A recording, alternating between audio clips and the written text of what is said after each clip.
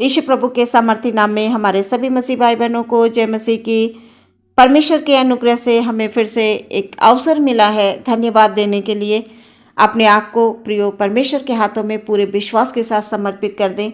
अपने पूरे दिन को, अपने सोच विचारों को, परिवार को, बच्चों को, सभी लोगों को परमेश्वर के हाथों में समर्पित कर दें, ताकि उसकी सुरक्षा हमें जैसे बीते समय में मिली है वैसे ही आने वाले समय में भी मिले। आज का पूरा दिन प्रभु में सुरक्षित रहे और बीती समय की बहुत सारी जो भी परमेश्वर ने आशीष दी है उसके लिए आप धन्यवाद दें। परमेश्वर को धन्यवाद देना कतई ना भूलें। हर समय प्रभु में आनंदित और मगन रहते हुए आप धन्यवाद दें। आज का वचन हमसे क्या बात करना चाहता है हम देखेंगे प्रियो। कुलुस्सियों की पत्री उसका 4 अध्याय 2 पद मैं पढ़ूंगी। यहाँ पर इस प्रकार से लिखा हुआ है, प्रार्थना में लगे रहो और धन्यवाद के साथ उसमें जागृत रहो। प्रियो, वचन कह रहा है, पौलुस प्रेरित इस पत्री के द्वारा हम सबको ये बता रहे हैं कि हमें क्या करना है। हमें सिर्फ प्रार्थना में लगे रहना है और धन्यवाद के साथ उसमें जागृत रहना है। प्रभु ने कोई बड़ा काम हमें नहीं दिया है, कोई बहुत बड़ा बोझ हमारे ऊपर नहीं लाद दिया है कि हम बहुत सारे इंतजाम को करें उसके बाद हम प्रार्थना करें। केवल और केवल अपने मन को प्रभु के चरणों में रख देना है। वचन में लिखा हुआ है, प्रार्थना में लगे रहो। अब मन में विचार ये आएगा कि हम हर समय कैसे प्रार्थना कर सकते हैं। प्रार्थना में लगे रहो मतलब हम किसी भी काम को करें, चाहे हम घर में, चाहे हम अपने कार्य के क्षेत्र में, बिजनेस के क्षेत्र में, किसी भी जगह हम कोई भी काम क्यों ना कर रहे हो, हमारे मन में क्या होना चाहिए? प्रार्थना होना चाहिए। प्रार्थना, क्योंकि जहां पर प्रार्थना होगी प्रियो, उस जगह पर शैतान की कोई भी ताकत कभी प्रबल नहीं हो सकती। क्योंकि जब मन में प्रार्थना है तो जगह खाली नहीं है, क्योंकि उसमें प्रार्थना चल रही है। और जब जगह खाली होगी तो उसमें दुनियावी बातें आएंगी, दुनिया के विचार आएंगे जो परमेश्वर को नहीं भाएंगे। तो वचन ये बता रहा है कि प्रार्थना में लगे रहो और धन्यवाद के साथ उसमें जागृत रहो। केवल 2 बातें, प्रार्थना और धन्यवाद। और परमेश्वर हमसे कुछ नहीं चाहते हैं प्रियो। और ये 2 बातें, प्रार्थना और धन्यवाद प्रियो, जब हम करते रहेंगे, आप विश्वास कीजिए आपके जीवन में कभी कोई कमी नहीं आएगी, कभी कोई कटी नहीं होगी, कभी कोई समस्याएं ऐसी नहीं होंगी जो आपके सहन से परे हों। हाँ, परीक्षाएं आएंगी आपको परखने के लिए, आपको मजबूत बनाने के लिए, आपको ऊंचे लेवल पर ले जाने के लिए परीक्षाएं आएंगी। लेकिन ऐसी कोई परीक्षा आपके ऊपर नहीं आएगी जो आपके सहन से परे हो। वचन ऐसा बताता है। यहाँ पर पौलुस प्रेरित इस पत्री में लिख रहे हैं कि प्रार्थना में लगे रहो। आप किसी भी अवस्था में क्यों ना हो, कभी कभी कोई बीमार होता है, परेशान होता है और दुख में होता है, तकलीफ में होता है, वो ये कहता है कि मुझ पे बहुत बड़े संकट आया हुआ है और आप कह रहे हैं कि प्रार्थना करो। लेकिन वचन ये बता रहा है कि प्रार्थना करना है। ठीक है, हम नहीं बैठ पा रहे हैं, हमारे अंदर ताकत नहीं है, बीमारी की वजह से हम कमज़ोर हो गए, हम नहीं बैठ पा रहे हैं, कोई बात नहीं, हम लेटे लेटे प्रार्थना कर लेंगे।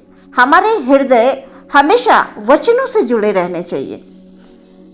परमेश्वर ये चाहते हैं कि जो हमारा हृदय है वो हमेशा वचनों से जुड़ा रहे, और जहाँ वचन होंगे वहाँ प्रार्थनाएं और धन्यवाद हमेशा रहेगा प्रियो। आज का जो वचन है उसमें लिखा हुआ है, प्रार्थना में लगे रहो और धन्यवाद के साथ उसमें जागृत रहो। प्रियो, आप परमेश्वर में हमेशा प्रार्थना करते रहें, आप धन्यवाद में जागृत रहें, यानी आनंद के साथ धन्यवाद दें। किस बात का आनंद? लोग कहेंगे कौन सा आनंद? ये आनंद कि प्रभु के लहू में हम सुरक्षित हैं, उसके मार खाने से हम चंगे हुए हैं, उसने हमारे लिए अपने प्राणों की बलि दी, उसने अपने लहू के एक एक कतरे को बहाकर हमें खरीदा।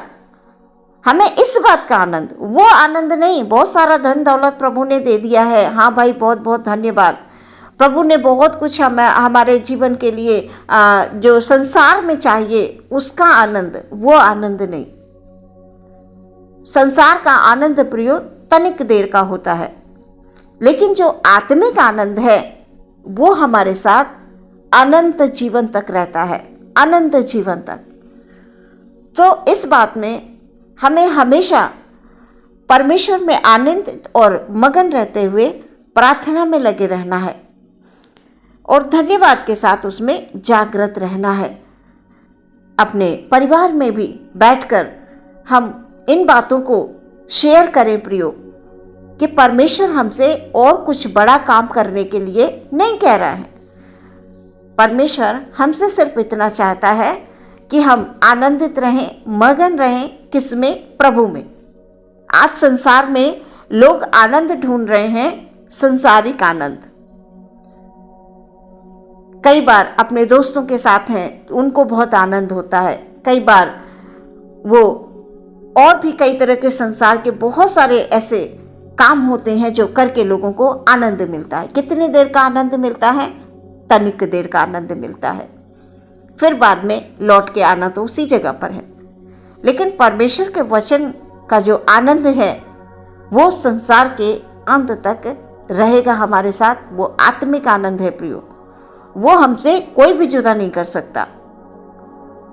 तो परमेश्वर के वचन पर हमें दिन रात ध्यान करना है कि परमेश्वर हमसे कुछ भी बड़ा काम करने के लिए नहीं कहते हैं, वो सिर्फ ये कहते हैं कि प्रार्थना में लगे रहो और धन्यवाद के साथ उसमें जागृत रहो। तो अपने आप को परमेश्वर में बनाए रखें प्रियो और प्रार्थना करते रहें। परिस्थिति चाहे जैसी क्यों ना हो आपके सामने, जब आपके मन में प्रार्थनाएं और धन्यवाद होंगी तो शैतान हारेगा। आपकी प्रार्थनाओं से, आपके धन्यवाद से, आपके विश्वास को देखकर शैतान दूर भागेगा, बीमारियां दूर भागेंगी, आसपास आपके कोई भी ऐसी बात नहीं होगी जिससे आप परेशान हो। आप हमेशा प्रभु में आनंदित रहेंगे प्रियो। एक छोटा सा काम है, वो भी ऐसा काम जिसके लिए हमें कोई बहुत बड़े बड़े इंतज़ाम नहीं करने, सिर्फ हमें प्रार्थना करनी है, वो भी अपने होठों से, क्योंकि प्रभु ने हमें ये जीवा दी है। इस जीवा से हम परमेश्वर को धन्यवाद देते रहें। हम कितना बोलते रहते हैं, जब हम अपनी संगत में होते हैं इतना बोलते हैं। कई लोगों की इतनी आदत होती है बोलने की कि वो थकते नहीं है। सामने वाला सोचेगा ये अब चुप हो जाए।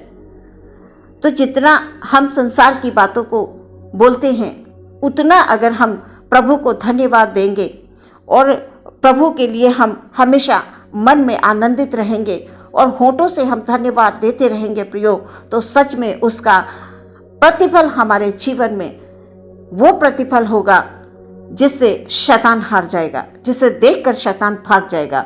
बीमारियां, दुख, कष्ट, निराशाएं सब दूर हो जाएंगी। आज के इस वचन के द्वारा परमेश्वर आपके परिवार में, आपके जीवन में, आपके आत्मिक जीवन में परमेश्वर उन्नति दे, आपके कार्य के क्षेत्र में परमेश्वर उन्नति दे। इस बात को प्रियो स्मरण रखें कि पौलुस प्रेरित इस वचन में लिख रहे हैं कि प्रार्थना में लगे रहो और धन्यवाद के साथ उसमें जागृत रहो। आप आत्मा में हमेशा जागृत रहें, हमेशा जागते रहें। आज का वचन में परमेश्वर हम सबको बढ़ाना चाहते हैं। वो चाहते हैं कि हम उसमें आनंदित और मगन रहते हुए आत्मिक उन्नति करें। आमीन। आइए प्रियो, हम अपनी आंखों को बंद करेंगे और प्रार्थना में जाएंगे। Hallelujah, hallelujah, hallelujah, hallelujah, hallelujah, hallelujah. धन्यवाद, धन्यवाद, धन्यवाद, धन्यवाद, धन्यवाद, धन्यवाद ओ प्यारे राजा। Hallelujah, hallelujah. अपने सभी भाई बहनों को प्रभु आपके हाथों में समर्पित करते हैं मेरे पिता।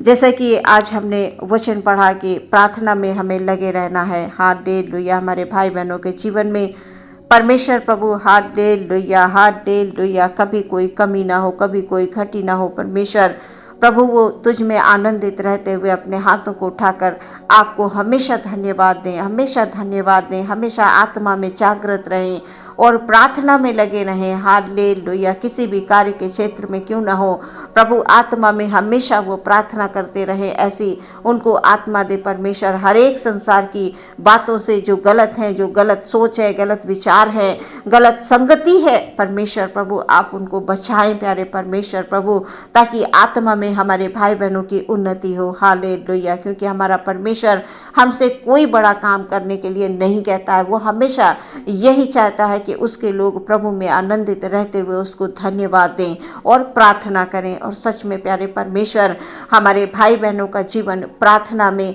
हालेलुया लगे रहने के लिए हम विनती करते हैं। ओ खुदाबंद, हमारे भाई बहन कभी भी किसी भी प्रकार की समस्या में ना हो खुदाबंद, क्योंकि शैतान इसी ताक में रहता है कि कब किसको खाली पाएं और उस पर वार करें। प्यारे परमेश्वर, हमारे सभी लोगों के हृदय हमेशा आपके वचनों से भरे रहें परमेश्वर। प्रार्थना हर समय मन में होती रहे खुदाबंद, ताकि प्रभु किसी भी प्रकार की उस जगह पर कोई भी सांसारिक बात, सांसारिक सोच उस जगह पर अपना घर न बनाने पाए। क्योंकि वचन के अनुसार मन एक मंदिर है जिसमें परमेश्वर का आत्मा वास करता है, और जहाँ परमेश्वर का आत्मा है वहाँ पर शैतान की कोई जगह नहीं है। वहाँ पर हालेलुया सिर्फ और सिर्फ परमेश्वर के लिए धन्यवाद हैं और परमेश्वर के लिए प्रार्थनाएं हैं। आदर महिमा सम्मान आपको देते हैं। पूरा दिन आपके हाथों में समर्पित करते हैं। हमारी हर एक सोच, हमारी हर एक विचार प्रभु यीशु मसीह तुझ में हो। हालेलुया। प्रभु यीशु मसीह के नाम में इस प्रार्थना को मांगते हैं, सुनने और ग्रहण करने पिता, आमीन।